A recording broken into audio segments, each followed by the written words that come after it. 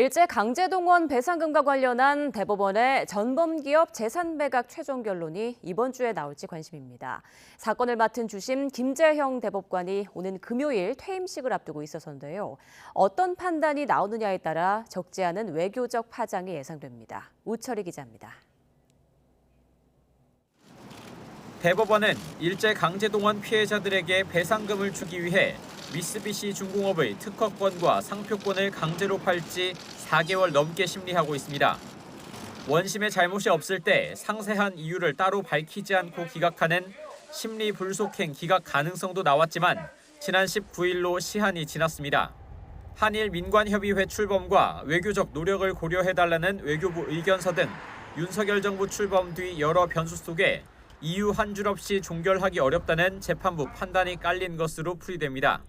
이제 관심은 사건을 담당하는 주심 김재형 대법관에게 쏠립니다. 이번 주 금요일인 다음 달 2일 퇴임식을 앞두고 있는데 퇴임 전 사건을 마무리 지을 수 있을 정도로 심리가 진전된 것으로 알려졌습니다. 앞서 대법원이 미쓰비시의 손해배상 책임을 인정하고 자산 압류까지 확정했다는 점에서 다른 결정을 내릴 가능성은 작다는 관측도 나옵니다. 박근혜 정부 시절 재판거래 의혹의 불씨가 된 데다 대법원이 일본과 정권 눈치를 본다는 비판도 신경 쓰지 않을 수 없는 부분입니다. 강제동원의 집행 절차를 지연시키려는 모습은 재판거래의 피해자들인 강제동원 소송 원고들에게는 매우 충격적인 모습이었습니다. 김 대법관이 퇴임 전 결론을 내린다면 이번 주 중반이 될 가능성이 큽니다.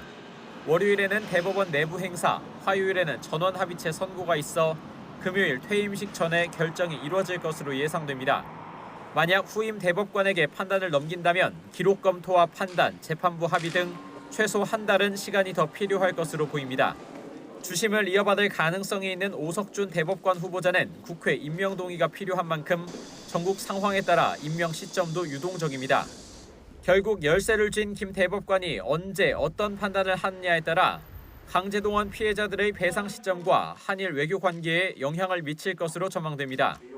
YTN 우철입니다.